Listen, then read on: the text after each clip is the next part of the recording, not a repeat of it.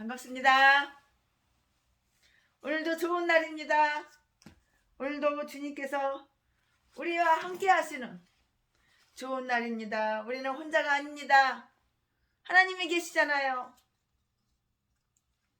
힘내세요.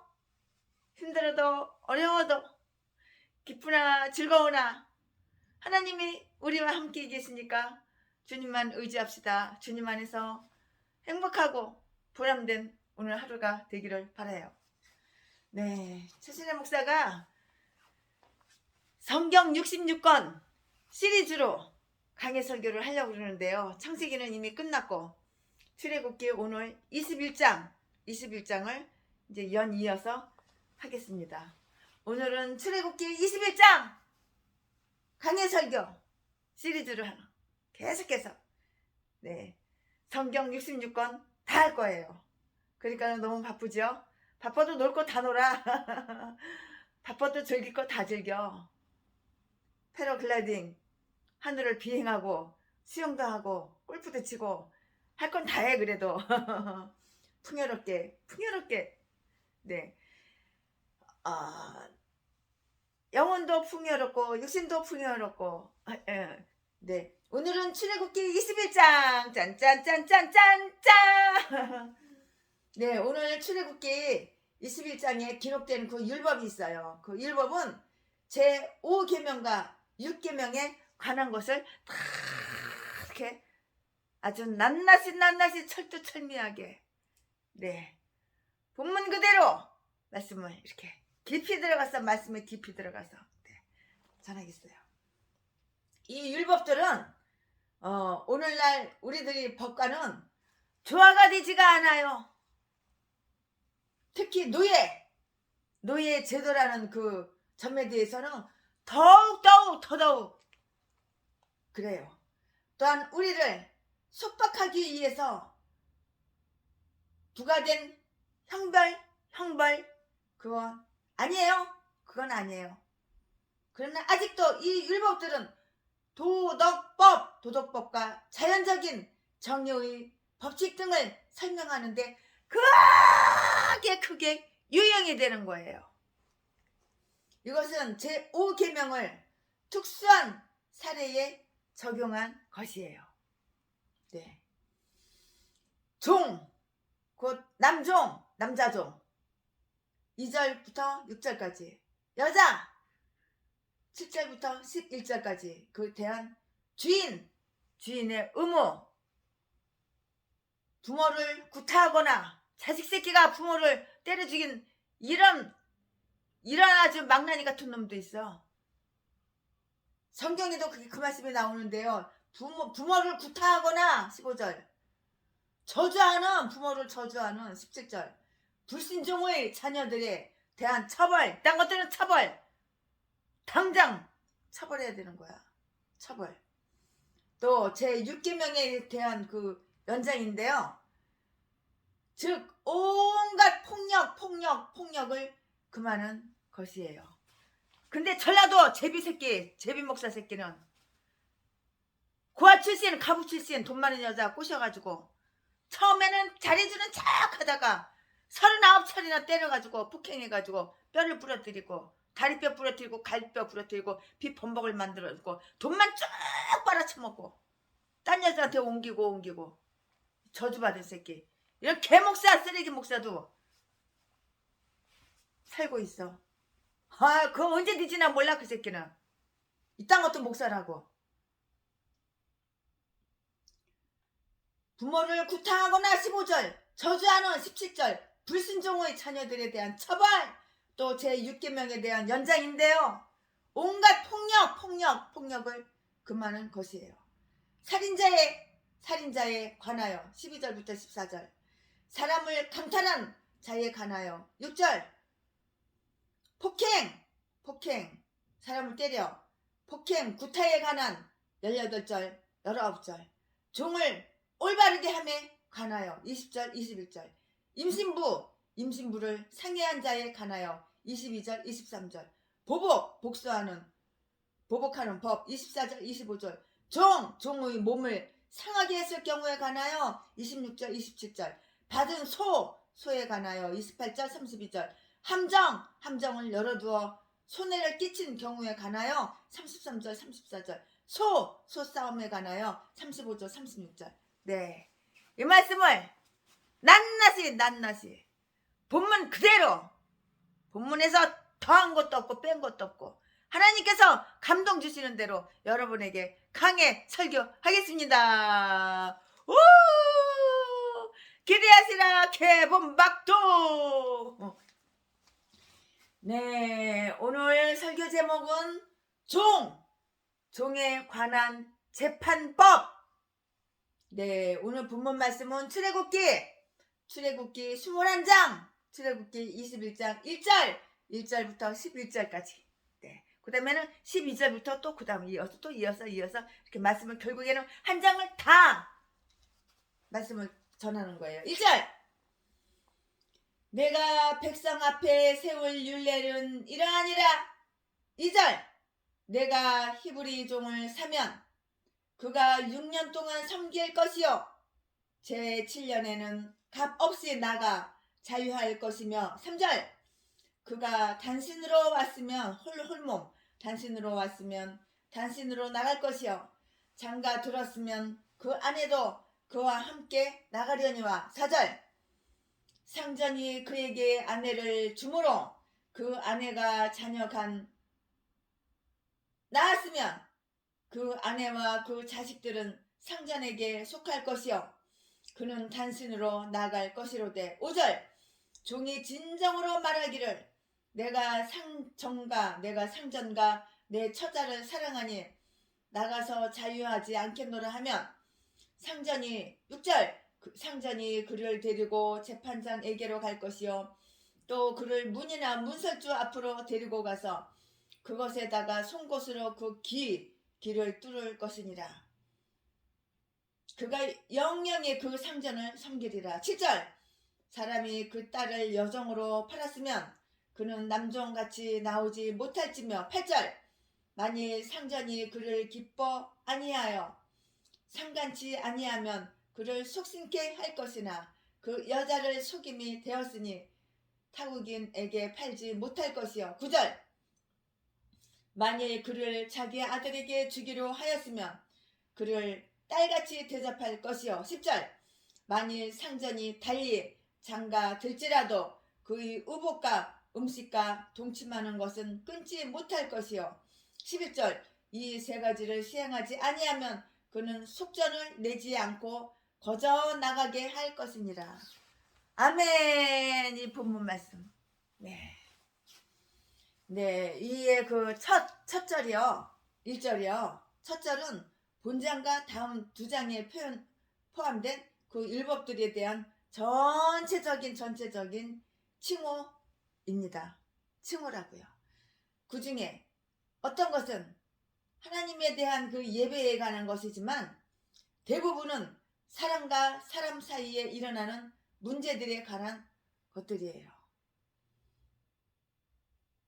다른 나라에서는 인간의 그 판단력에 의해서 운영되지만 저들이 정부는 순수한 신정인고로 하나님의 법령으로 이렇게 다 지시가 되었어요.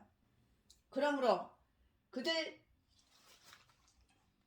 정부의 헌법은 특히 그들을 만족하게 하기에 적합했어요. 딱 적당한 거예요. 그 법들은 율례라고 이렇게 불려요. 율례라고, 율례라고 이렇게 불러요. 사람들이 이렇게 불리운다고요. 왜냐하면은 그것들은 무한히 지혜롭고 공평하게 만들어졌고요. 또한 그들이 재판관들은 그것들에 의거해서 판결했기 때문인 거예요. 하나님께서 친히 이것들을 모세에게 주셨고요. 모세는 백성들에게 전했어요.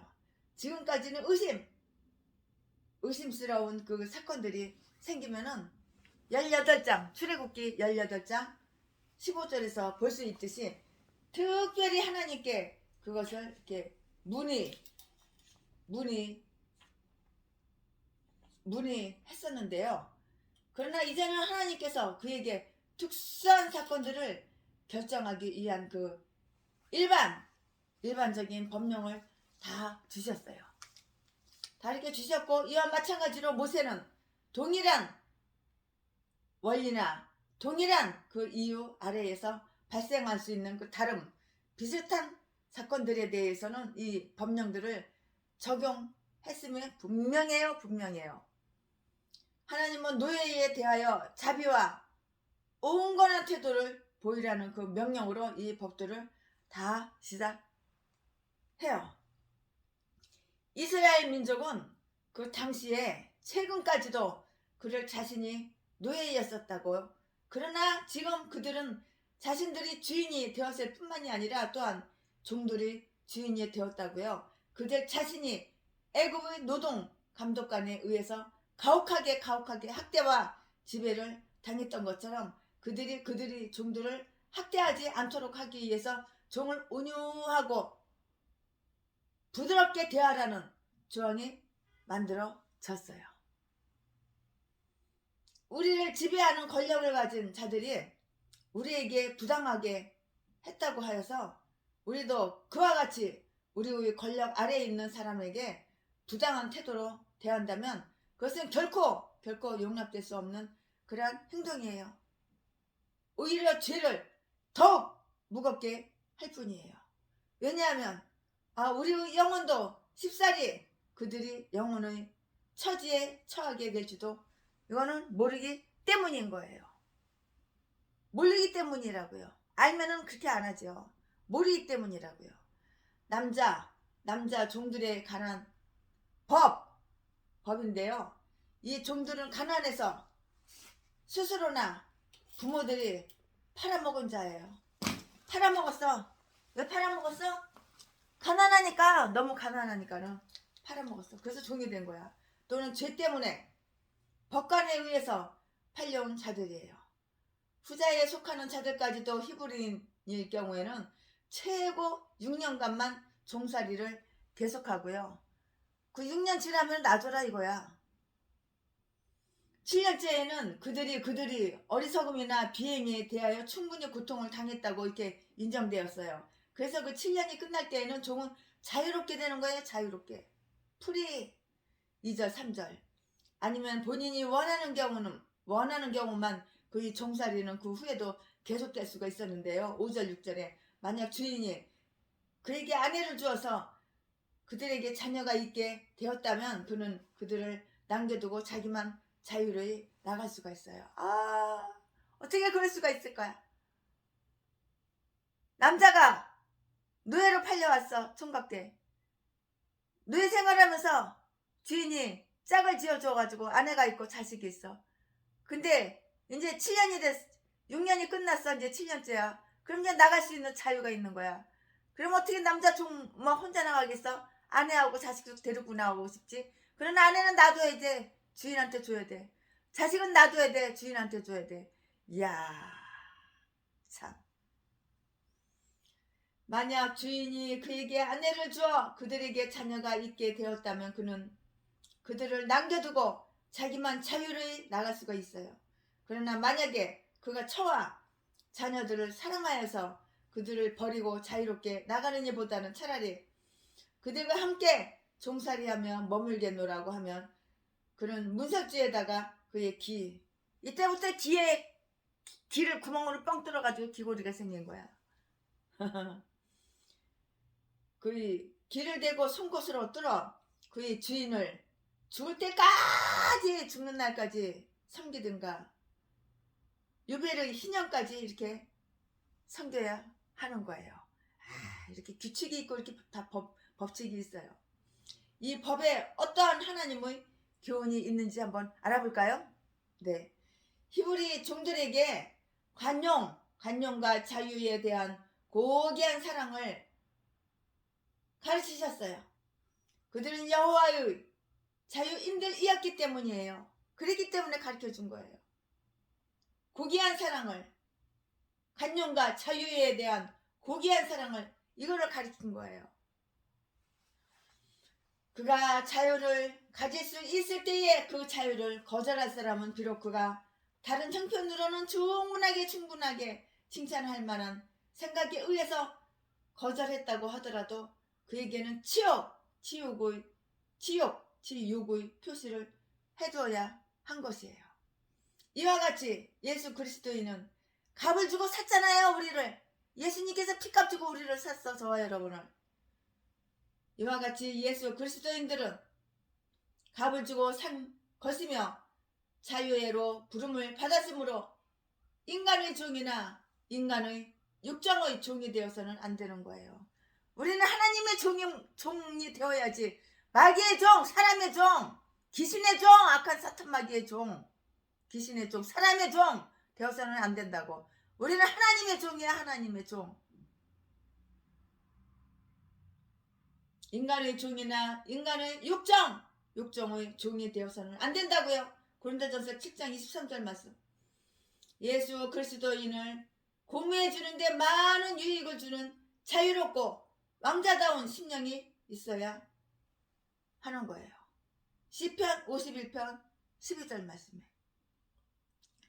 또한 히브리인 주인들은 그 종들도 태어날 때부터 원래 자기들과 같은 신분으로 태어났을 뿐만이 아니고요.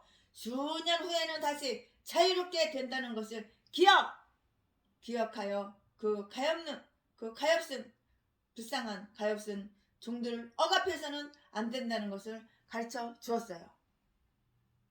이와 같이 예수 그리스도인이 주인들은 종들을 신뢰해 줌으로써 사랑으로 존중해 주어야 되는 거예요.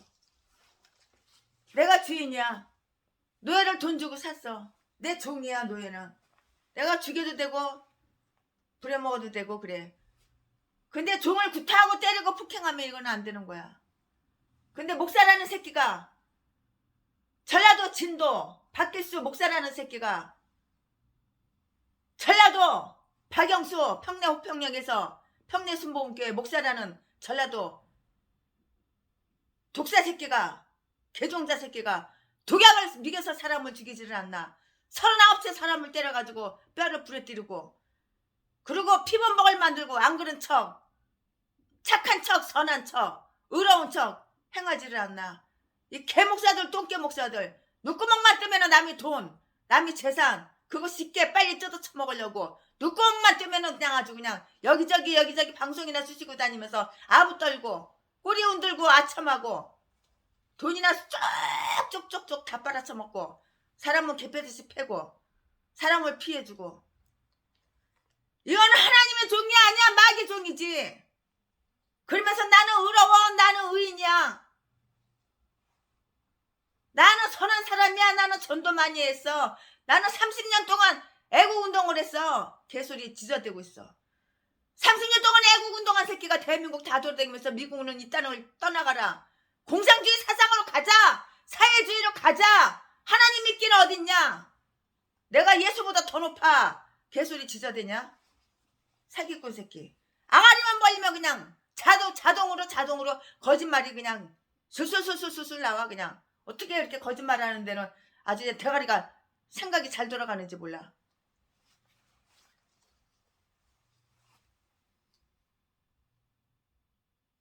또한 히브리인 주인들은 그 종들도 태어날 때에 자기들과 같은 신분으로 태어났을 뿐만이 아니라 수년 후에는 다시 자유롭게 된다는 것을 기억해야 되는 거예요. 그 가엾은 종들을 억압해서는 안 된다는 것을 가르쳐 주셨잖아요. 이와 같이 예수 그리스도인 주인들은 종들을 신뢰해 줌으로써 사랑으로 존중해 주어야 한다고요. 그러니까 전라도 똥개 제비 목사, 전라도 쓰레기 개목사들한테는 후원금 10,000원짜리 하나 주지를 않아. 이제는 고향이 어디야 물어봐가지고 제주도 전라도라고 그러면은 이거 쓰레기구나, 이 똥개구나, 걔 잡새끼구나, 걔 잡년이구나, 상종을 안 해버려. 무슨 후원이야. 하나님이 믿는 부모를 가진 아이들에게 베풀어주는 권리를 밝혀줘요.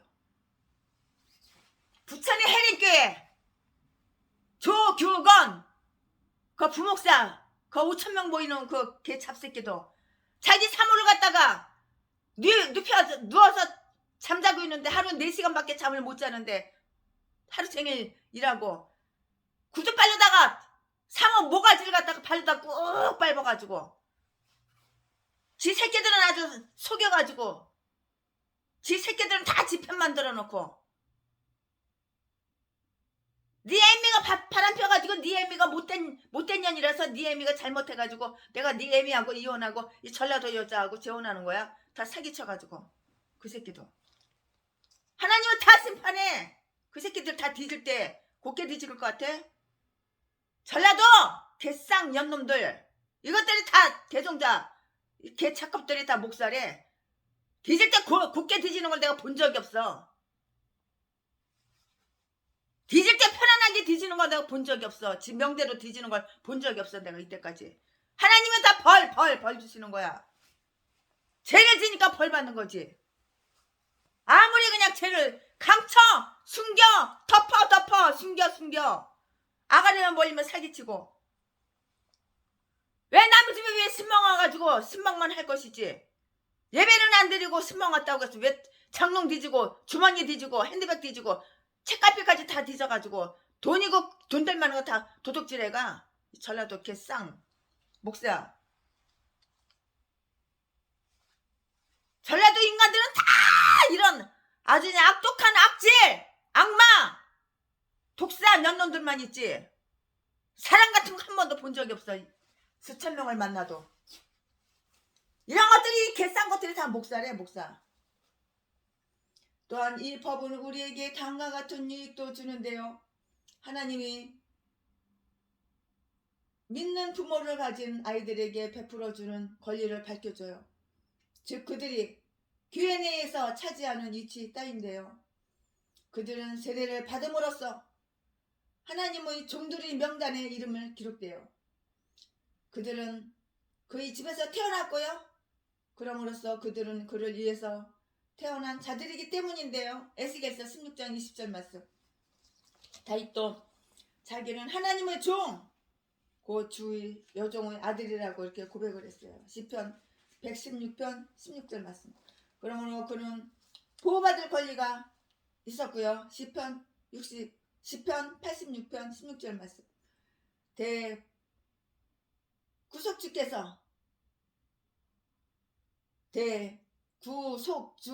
구속주께서 우리를 구원하시는 역사를 수행하시기 위해서 친히 짊어지신 의무를 설명해줘요. 즉 그가 나의 길은 당신께로 열려 있나이다. 시편 40편 6절 하고 이렇게 이 말이 이 율법을 시사하는 것처럼 보이기 때문이라고요. 다 이렇게 보이기 때문이에요.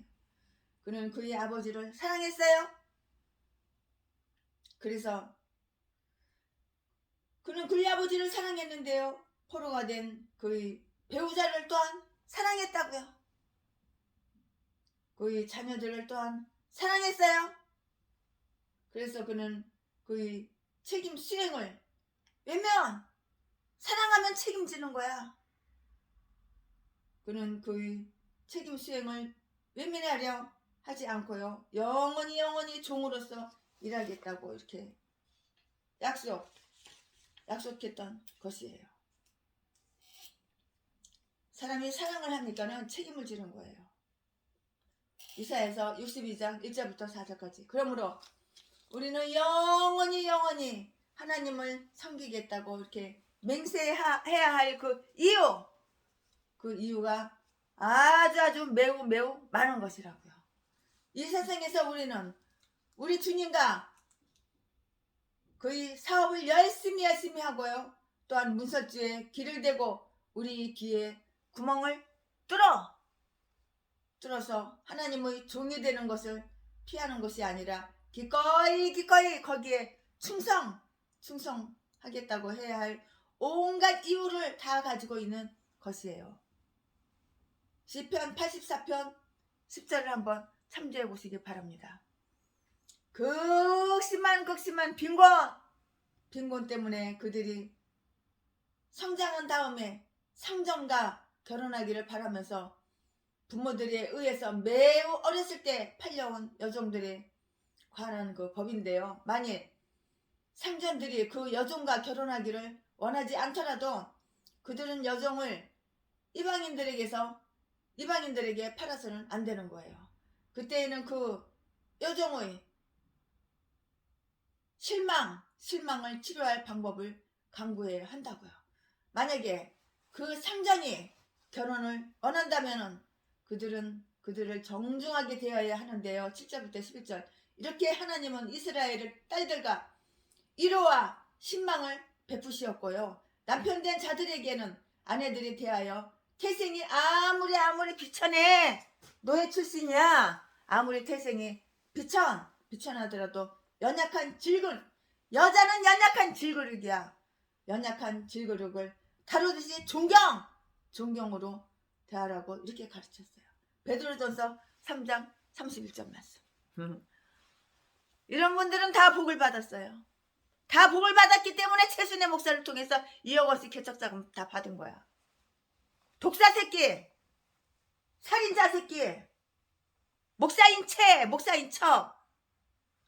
이 땅에 무슨 세트 전도에 있단 게 자지나 팔아서 타먹고 사는 진도 새끼가 무슨 사람이야. 무슨 아갈만 멀리면 사기치고 속이고 이 짐승 새끼가.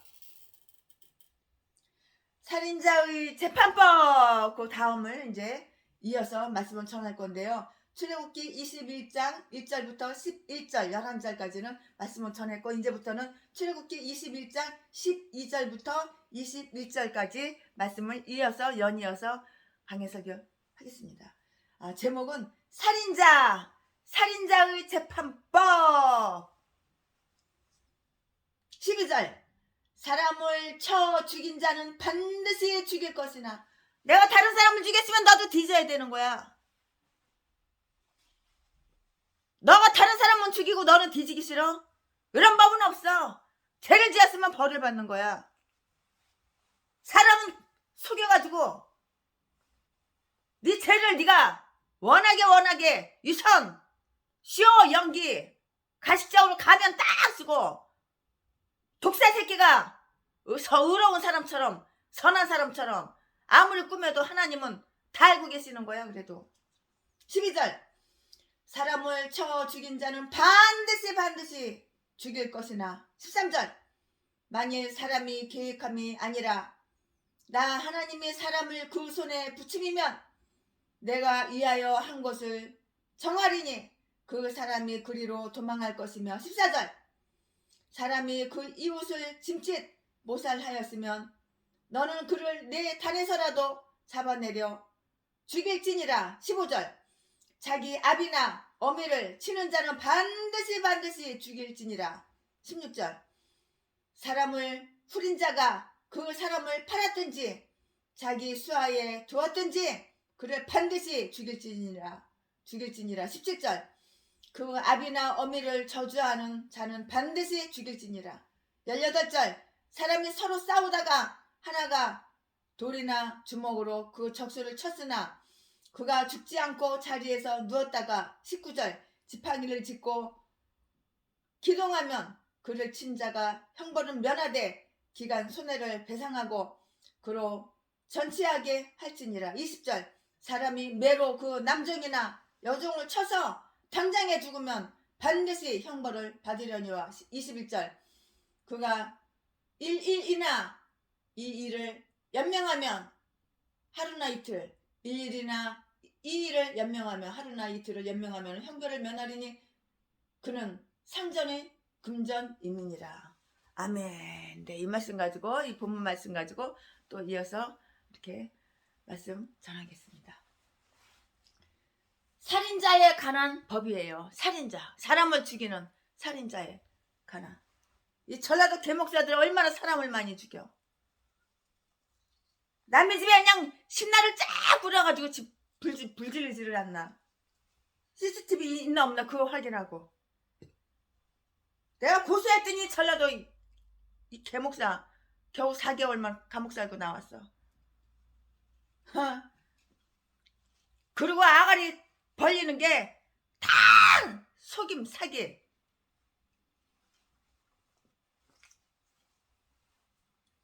살인자에 관한 법인데요. 하나님은 얼마 전에 살인하지 말라고 이렇게 이미 말씀하셨는데요.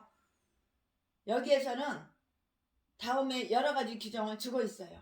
고의, 일부러 고의로 살인한 자에 대한 그 처벌, 사람을 쳐서 죽인 자는 갑작스런 경로에 의해서 이거니와 고의적인 원한에 의해서거나 죽여야 하는 거예요.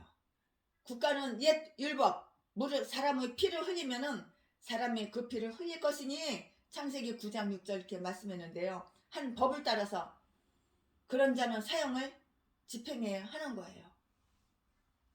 남을 죽였으니까 너도 죽여야 되는 거야. 너도 누군가 죽여야 되는 거야. 너도 사형제도가 왜 없어졌는지 알 수가 없어. 나는 사람을 갖다 그렇게 많이 죽여놓고 왜 사형을 안 시키는 거야? 나라의 세금으로 밥천 먹이고 옷 입히고 목욕시키고, 참 이거 뭐하는 돼지거리인지 알 수가 없는 거야. 한 법을 따라서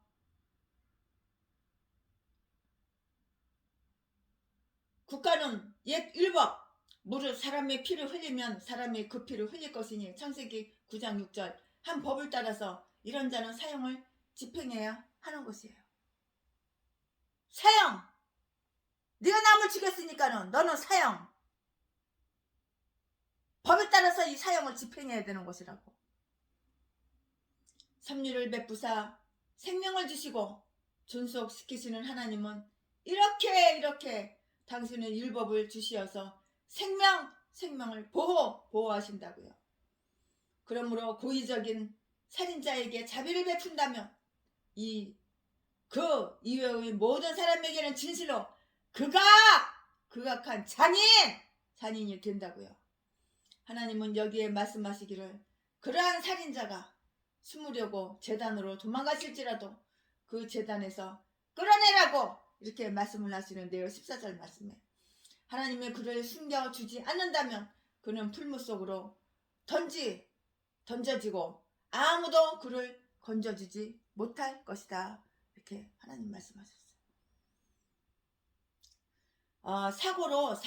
사고로 곧 운이 없어서 불운에 서거나 과실, 살상으로 인한 살인자는 구제책이 주어졌는데요. 이것은 오늘날의 법과 똑같아요. 마찬가지예요. 사람이 정당한 행동을 하다가 살인의 의도가 없는데 살인하게 되었을 때라든가 혹은 사람이 죽은 자를 그에게 붙이셨기 때문인 경우인데요. 우연하게 발생하는 일은 없기 때문이에요. 우연하게 발생하는 일은 거의 없는 거예요. 없어요. 없다고 봐야 돼요. 우리에게는 순전히 우연으로 보이겠지만 그것은 하나님의 섭리에 의해서 결정되어 있는 것이기 때문인데요. 다만 거룩하고 지혜로운 목적이 우리에게는 드러나지 않았을 뿐이에요. 이런 경우에 하나님은 그들의 잘못에서가 아니고요. 불운에 운이 없어 불운에 의해서 다른 사람을 죽게 한 자들을 보호하기 위해서 한 그 피난처를 마련하셨어요. 13절에 우리와 마찬가지로 재판관들은 그것이 피의 복수가 아니라는 것을 알아요. 그들이 손이 비록 범행은 저질렀지만 마음이 깨끗한 자들에겐 이 법 자체가 충분한 피난처가 되니까 다른 것들이 필요하지가 않은 것이에요. 말이 조금 어렵나요? 헷갈리나요? 말이 어렵고 헷갈리면은 다시 한번 들어보세요. 그러면 좀 이제 이해가 갈 거예요. 반역하는 자녀들에 관한 법, 부모에게 반역하는 것은 중요한 범죄이므로 죽음에 처해야 한다고 이렇게 말을 하는데요.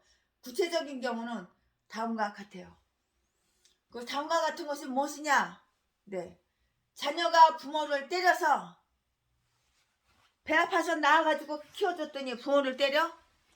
이런 배운 망덕한 자녀가 부모를 때려서 15절 피를 흘리게 하거나 멍에 들게 한 경우인데요. 라피들의 그 말과 같이 하나님의 이름을 빌려서 부모를 저주하는 경우예요. 17절 부모에 대한 자녀들이 무책임한 그 행동은 인류 공통의 아버지이신 하나님께서 심히 노여워하시는 행동임을 한번 명심해 보자고요. 그러므로 만약 사람들이 그런 자들을 벌하지 않더라도 하나님께서 벌을 내리시는 거예요. 인간들은 벌을 내리지 않아. 그래도 하나님께서는 벌을 내리시는 거야. 부모를 멸시하는 말이나 행동을 하여서 부모에게 다해야 하는 그 자녀로서의 공경과 효도의 책임을 파기하는 자들은 일체의 덕을 상실한 자들이라고요. 전적인 사악성에 버려진 자들이고요. 효도를 떨쳐 버리는 자들이 져야 할 그 멍에는 무엇일까요? 자녀들로 하여금 부모에 대한 경멸이나 무책임한 생각이나 마음을 품지 않도록 이렇게 조심하게 해야 되는 거예요. 왜냐하면 의로우신 하나님께서 그러한 마음을 다 감찰하시기 때문이라고요. 사람을 탈취한 자들에 대한 그 법 16절 이방인들에게 팔 계획으로 이스라엘 사람들은 아무도 사지 않았기 때문에 사람을 훔친 자 남녀노소를 불문하고 이 법령에 의해서 사형이 선고되었고요. 사도 바울도 이것을 인정했어요. 사람을 도둑질하니까는 사형!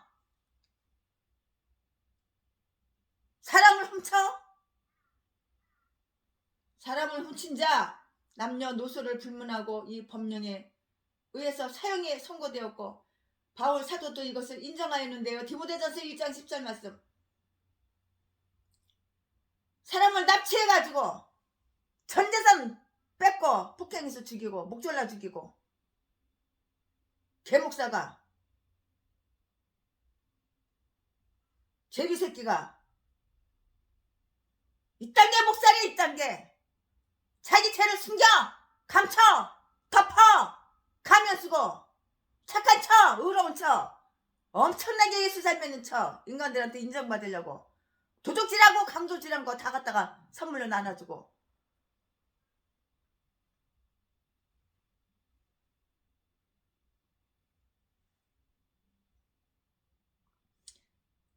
사도 바울도 이것을 인정하였는데요. 디모데전서 1장 10절 말씀. 즉 그는 사람을 유괴한 자는 사악한 자로 간주했고요. 성도들은 그것을 범해서는 안 된다고 이렇게 말을 했어요. 비록 죽이지는 않았더라도 그 사람을 다치게 한 자는 거기에 대한 충분한 보상을 하라고 이렇게 말씀을 했는데요. 18절 19절 말씀. 남을 다치게 한 자는 손해배상을 해야 하고요. 치료비 당연히 치료비 줘야죠. 입원비 병원비 다 줘야죠. 치료비뿐만이 아니라 시간의 손실까지도 갚아야 한다고요. 시간 낭비했잖아. 치료받으려고 병원에 누워있으니까는 얼마나 시간 낭비야. 이것까지도 이러한 시간의 손실까지도 다 갚아야 한다고요. 유대인들은 만약 그들이 그렇게 한다면 그와 똑같은 고통과 해를 끼쳐 해를 줌으로써 똑같은 보상을 해야 한다고 거기에 다 이렇게 덧붙였다고요. 주인이 종을 올바르게 하려고 하다가 죽였을 때에는 어떻게 할 것인가에 대한 그 지시가 있어요. 여기서 말하는 종은 이스라엘 사람들이 아니고요. 영국인들이 농장에서 일하는 흑인들처럼 이방인 노예였을 것이라고 최신의 목사는 이렇게 추측하는데 이거는 분명히 맞는 말일 거예요. 그리고 주인은 어떤 도덕적 훈계 같은 것이 아니라 폭력, 매로 그를 다스렸을 거예요. 그 종이 주인의 손에 죽었을 경우라면 그 주인은 그 상황을 참작한 재판관들의 그 재량에 의해서 그의 잔인성 잔인성 때문에 처벌받아야 하는 거예요. 잔인하니까 사람을 때리는 거야. 잔인하니까 사람을 때리는 거야. 전라도 진도 제비 목사 새끼가 지 여동생들을 개패듯이 패니까는 지금까지도 원수가 돼가지고 수십 년이 돼도 전화 한 번도 안 하고 찾아가지도 않고, 찾아오면은 문도 안 열어주고 사람 취급도 안 하고 똥강아지 취급도 안 해요. 똥개 취급도 안 해. 그 잔인성, 잔인하기 때문에 사람을 때리는 거야. 그 잔인성 때문에 처벌받아야 한다고요. 20절에.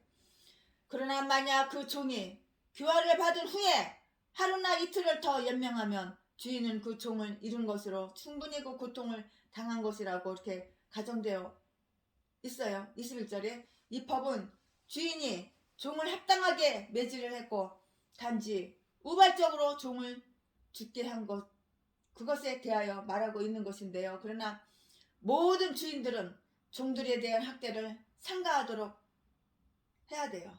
복음은 하나님이 일어나실 때에 내가 어떻게 하겠는가 하고 말하던 경건한 욥기 31장 13절부터 15절을 생각하면서 종을 위협하는 것까지도 삼가하고 적당히 하라고 이렇게 가르쳐요. 에베소서 6장 9절 말씀이에요. 네. 지금부터는 말씀을 그 다음 이어서 계속 전할 건데요. 지금부터는 보복의 법, 제목 보복의 법. 지금부터는 출애굽기 21장 22절부터 36절까지 말씀을 또 이어서 전할 거예요. 지금까지는 최순애 목사가 출애굽기 21장 1절부터 21절까지 했는데 이제는 22절부터 36절까지 이렇게 이어서 할 건데요. 22절. 사람이 서로 싸우다가 아이벤 여인을 다쳐 낙태케 하였으나 다른 해가 없으면 그 남편의 청구대로 반드시 벌금을 내되 재판장의 판결을 쫓아낼 것이니라. 23절. 그러나 다른 해가 있으면 갚되 생명은 생명으로. 24절. 눈은 눈으로, 이는 이로, 손은 손으로, 발은 발로. 25절. 데운 것은 데움으로, 상하게 한 것은 상함으로, 때린 것은 때림으로 갚을지니라. 아멘. 26절. 사람이 그 남종의 한 눈이나 여종의 한 눈을 쳐서 상하게 하면 그 눈 대신에 그를 놓을 것이며. 27절. 남종의 한 이나 여종의 한 이를 쳐서 빠뜨리면 이빨 한 명의 이빨, 남종의 한 이나 이빨을 얘기하는 거예요. 남종의 한 이나 여종의 한 이를 쳐서 이빨이 빠져 이를 쳐서 빠뜨리면 그 이 대신에 그를 놓을지니라. 28절. 소가 남자나 여자를 받아서 죽이면 그 소는 반드시 돌에 맞아 죽을 것이요 그 고기는 먹지 말 것이며 임자는 형벌을 면하려니와. 29절. 소는 본래 받는 버릇이 있고 그 임자는 그로 인하여 경고를 받았으되 단속하지 아니하므로 남녀간에 받아 죽이면 그 소는 돌로 쳐서 죽일 것이고 임자도 죽일 것이며. 30절. 소 주인도 죽여. 소만 죽이는 것이 아니야. 소가 불로 받았어. 그래서 상대방 사람을 죽였어. 그 소만 죽이는 게 아니야. 소 주인도 죽이는 거야. 왜? 소의 주인은 이 소가 이렇게 받는다는 거 알아. 알면서도 관리를 안 했으니까. 그 죄값으로. 28절. 소가 남자나 여자를 받아서 죽이면 그 소는 반드시 돌에 맞아 죽을 것이요 그 고기는 먹지 말 것이며 임자는 형벌을 면하려니와. 29절. 소는 본래 받는 버릇이 있고 그 임자는 그로 인하여 경고를 받았으되 단속하지 안 했어. 단속하지 아니하므로 남녀간에 받아 죽이면 그 소는 돌로 쳐서 죽일 것이고 임자도 죽일 것이며. 30절. 만일 그에게 속죄금을 명하면 무릇 그 명한 것을 생명의 속으로 낼 것이요. 31절. 아들을 받든지 딸을 받든지 이 율례대로 그 임자에게 행할 것이며. 32절. 소가 만일 남종이나 여종을 받으면 소 임자가 은 30세겔을 그 상전에게 줄 것이요 소는 돌에 맞아 죽을지니라. 33절. 사람이 구덩이를 열어두거나 구덩이를 파고 덮지 아니하므로 소나 나귀가 거기 빠지면 34절 구덩이의 주인이 잘 조처하여 짐승의 임자에게 돈을 줄 것이요 죽은 것은 그의 차지가 될 것이니라. 35절 이 사람의 소가 저 사람의 소를 받아 죽이면 산 소를 팔아 그 값을 반분하고 죽은 것도 반분하려니와. 36절 그 소가 본래 받는 버릇이 있는 줄을 알고도 그 임자가 단속하지 아니하였으면 그는 소로 소를 갚을 것이요 죽은 것은 그의 차지가 될 것이니라. 아멘. 네, 이 본문 말씀, 이 말씀 가지고 그 다음을 이어서 계속 말씀을 드리겠습니다. 네, 임신한 사람, 아기 뵌 사람, 임신부들을 유산케 할지도 모르는 그런 어떠한 해를 끼치는 거, 해를 끼치는 거 해도 그들에게는 가하지 말라는 특별 보호를 촉구하고 있는 법이 이렇게 다 나타나 있어요. 나무와 열매가 함께 멸망되지 않도록 이런 경우에는 매우 조심해야 한다는 것이 자연의 법의 명령이에요. 22절 23절 말씀에 임신부들은 이렇게 하나님의 법의 특별한 보호 아래 있으므로 만일 그들이 하나님을 두려워하는 마음으로 산다면 그들은 하나님의 섭리의 특별한 보호 아래에 있다고 믿을 수가 있고요. 안전히 해산하리라는 것도 희망할 수 있게 된 것이라고요. 우리 구주께서 마태복음 5장 38절 말씀에서 눈은 눈으로 이 두 눈은 눈으로 갚는 일반적 보복법에 대하여 말씀하신 그 율법이 여기에 다 나와요. 눈은 눈으로. 그러나 이 보복법의 이 보복법의 실행권은 개인 각자의 손에 주어지지가 않아요. 그렇게 한다면 인간은 우주적인 혼란을 초래케 하여 인간이 마치 바다 물고기 같이 될지도 모르기 때문인데요. 유대 장로들이 그 전통은 이 율법에 타락된 흔적을 더한 듯 하지만 반대로 우리 주님께서는 용서하고 보복을 마음에 품지 말라고 이렇게 명령을 하셨어요. 마태복음 5장 39절 말씀. 주여, 하나님은 당신의 섭리의 가정 속에서 종종 그 법을 실행하시었는데요. 즉 많은 경우에 그 죄에 대응한 벌을 내리셨던 것이에요. 사사기 1장 7절 말씀, 이사야 33장 1절 말씀, 학개서 2장 13절 말씀, 마태복음 26장 52절 말씀을 한번 여러분 각자 참조해 보시기 바래요. 재판관들은 범법자들을 벌하고요. 손해를 입은 사람들에게 의를 행할 때에 이 율법을 염두에 두어야 했던 것이에요. 범죄의 성격과 내용과 정도가 고려되어져야만 하는데요. 그리하여서 피해자는 보상을 받게 되고요. 다른 사람들이 그와 같은 일을 하지 않도록 이렇게 해야 돼요. 눈에는 눈으로 갚아. 눈에는 눈으로 갚거나 잃은 눈은 눈깔이 하나 빠졌어. 눈깔이 하나 잃어버렸어. 잃은 눈은 금맥으로 이렇게 배상되어져야 한다고요. 불의를 행한 사람은 반드시 그가 행한 불의를 따라서 어떤 모양으로든지 대가를 받을 그 각오를 해야 한다는 것을 이거를 명심해야 되는 거예요. 내가 불의를 행하면 그 대가를 그대로 받는 거야.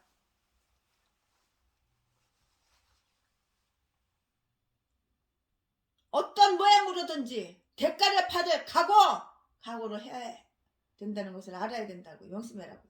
골로새서 3장 25절 말씀. 하나님은 때로는 인간의 난폭한 행위와 결과가 자신들이 머리 위에 떨어지게 하신다고요. 시편 7편 46절 말씀. 그리고 재판관들은 그 일을 실행하는 하나님의 정의의 역군들이며 그들은 하나님의 진노를 집행하는 보복자들이라고요. 그러므로 그들은 공연히 칼을 차고 있는 것이 아니에요. 아니라고요. 사람이 종들에게 기울인 배려를 관찰하여 한번 볼까요? 만약에 주인이 종들을 불구로 만들었을 경우, 비록 이 하나를 빠지게 했을 경우라도 그것 때문에 그 종은 풀어 주어야 하는 거예요. 26절 27절 말씀. 여기에는 다음과 같은 의도가 다 있어. 여기에는 의도가 있다고. 다음과 같은 의도가 있는데 그 다음을 말씀드릴게요. 하나님은 소를 돌보시는가? 물론이다. 물론이라고. 그러나 우리를 위하여 그렇게 하신다는 것이 오늘 21장 출애굽기 21장에 나오는 이하의 율법에 나타나 있는데요. 고린도전서 9장 9절 10절 여기에 이스라엘 사람들이 해야 할 일들이 다 지시되어 있어요. 이스라엘 사람들은 이렇게 해, 저렇게 해, 이렇게 해야 돼, 저렇게 해야 돼. 하나님은 다 이렇게 지시를 해주신 것이라고요. 소나 또는 어떤 난폭한 짐승이 사람을 다쳤을 경우에 관한 법이 나타나 있는데요. 그러나 이 법은 물론 이와 유사한 모든 경우에도 해당될 것이라고요. 그것은 사람의 생명에 대한 하나님의 관심의 신뢰예요. 비록 하나님의 거룩한 정의의 손에 수없이 여러 번 인간의 생명이 박탈당하기는 했어요. 그렇지만 그리고 살인죄에 대한 하나님의 혐오의 표시이기도 하는데요. 만약 소가 남자나 여자나 어린아이를 죽게 하면 그 소는 돌로 때려 죽이라고 했어요. 28절에. 하등 피조물의 최대의 영예는 사람에게 봉사하는 것이잖아요. 봉사하는 것이니까 이 범죄한 짐승들은 그 영예를 거절당하게 되는데요. 즉 그 고기는 먹지 말라고 했어요. 이와 같이 하나님의 백성들 마음속에 살인죄와 그 밖에 잔인한 모든 것들이 대하여 뿌리 깊은 증오심을 심어 두려고 하신 거예요. 최선을 다하여 그들이 가축이 사람에게 해를 끼치거나 불행을 주지 않도록 조심케 하기 위함이에요. 만약 그 짐승이 해를 끼쳤다는 것을 그 주인이 알았다면 그는 피해에 대한 책임을 져야 하고요. 주인에게 다소간의 방조성이 있는지 그 여부를 그 사건의 상황에 따라서 판단하여 그 주인도 죽임을 당하거나 자기 생명을 금액으로 대속해야 된다고요. 29절부터 32절까지 말씀. 제가 책을 읽어봤는데요. 제가 읽어본 그 고대의 그 책, 영국 책이에요. 영국의 어떤 그 고대의 책들은 영국의 불문율에 따라서 이 중한 무거운 중죄의 그 이유를 다음과 같이 설명했는데요. 즉, 그 이 짐승이 해를 끼칠 것을 알아! 모르는 게 아니야. 다 알고 있어. 짐승 주인은 다 알고 있어. 근데 그냥 멋대로 방임하여서 둔 것은 그 주인이 아주 고의로 상해를 끼치려고 했다는 것을 이거 보여준 것이라고요. 그래서 우리는 우리 자신이 남에게 해를 끼치지 않는 것만으로도 충분하지 않고요. 우리가 다스릴 수 있는 사람들이나 짐승이 해야 할 일을 정상적으로 함으로써 다른 사람들을 피해를 주는 해코지 않은 그런 일이 일어나지 않도록 주의를 기울여야 돼요. 주의를 기울이지 않으면 안 된다는 것을 우리는 알아야 되고 명심해야 되는 거예요. 내가 사람이 소나 다른 가축에게 해를 끼쳤을 경우에 관한 그 법을 한번 볼까요?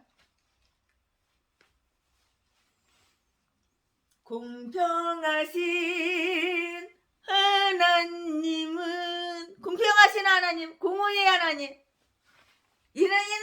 이는 이로, 눈은 눈으로.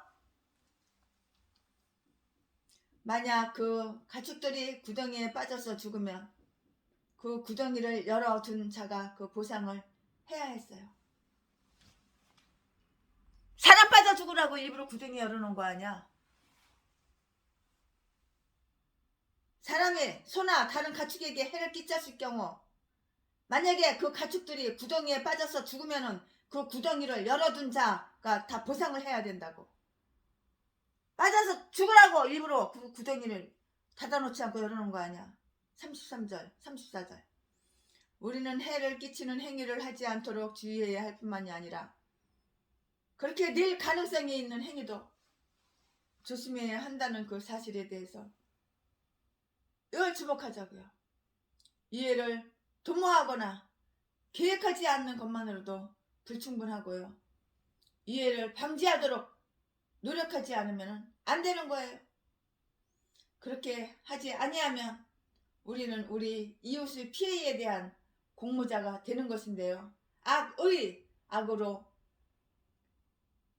행한 그 이해는 큰 죄악이에요.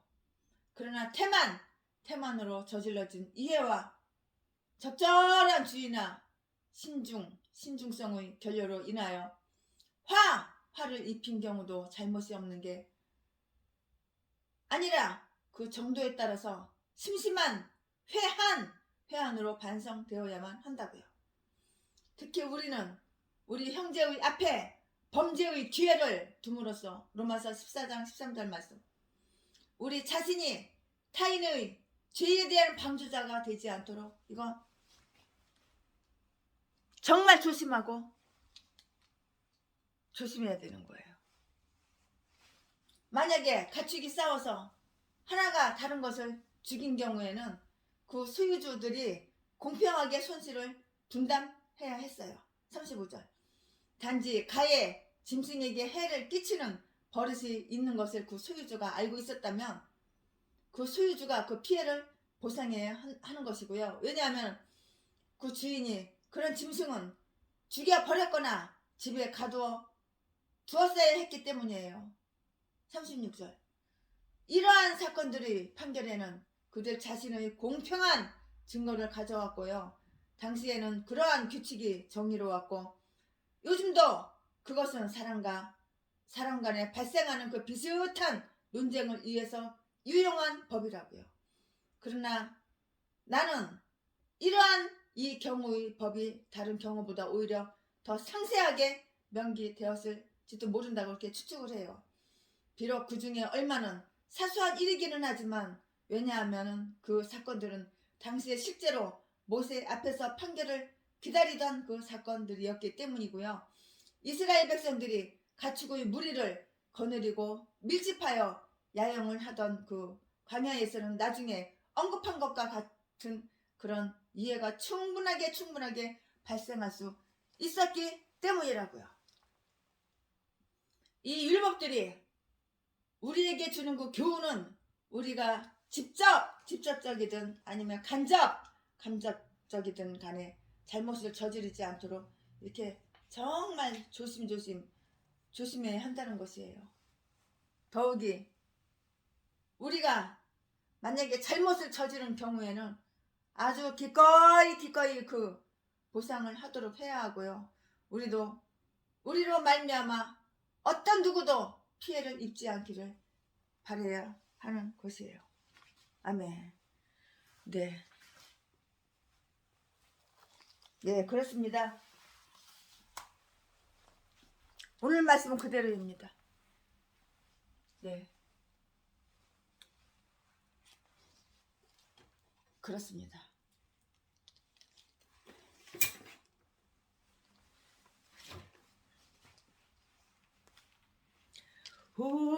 후립산 떨기나무에 후립산 떨기나무에 나타나신 하나님 모세를 부르신 주 하나님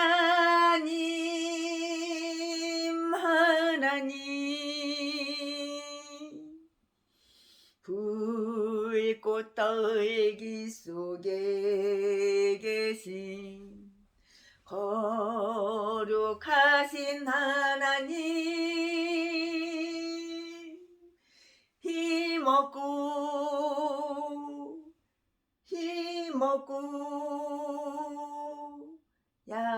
약하고 힘없는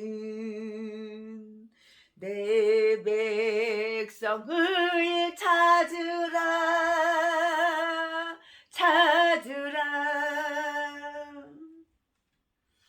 호렙산 떨기나무에 나타나신 하나님, 모세를 부르신 주 하나님,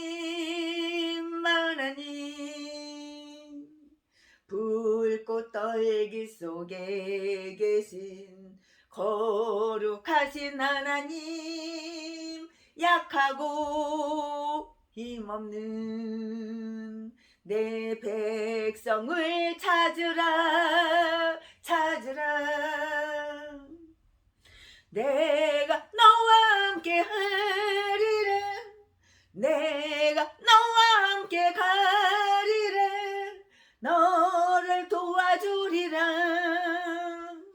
고통 속에 있는 네 백성 어서 찾아가라. 억압받고 있는 내 백성 어서 구하여라. 불꽃 떨기 속에 계신 거룩하신 하나님, 우리를 부르신 주 하나님,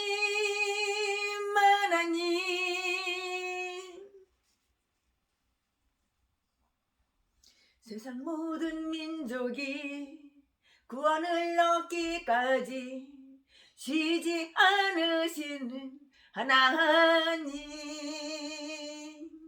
주의 심장 가지고 우리 이제 일어나 주 따르게 하소서.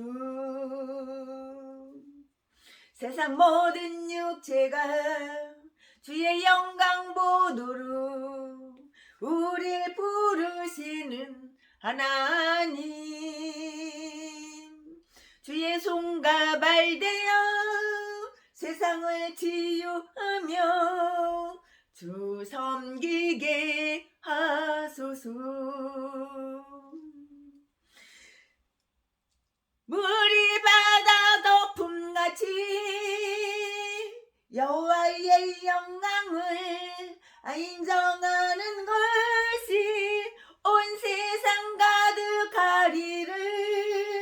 물이 바다 덮음같이, 물이 바다 덮음같이, 물이 바다 덮음같이 보리라. 그날에 주의 영광 가득한 세상, 우리는 듣게 되리. 온 세상 가득한 승리의 함성. 물이 바다 덮음같이 여호와의 영광을 인정하는 것이 온 세상 가득하리를. 물이 바다 덮음같이, 물이 바다 덮음같이, 물이 바다 덮음같이. 아멘. 물이 바다 덮음같이.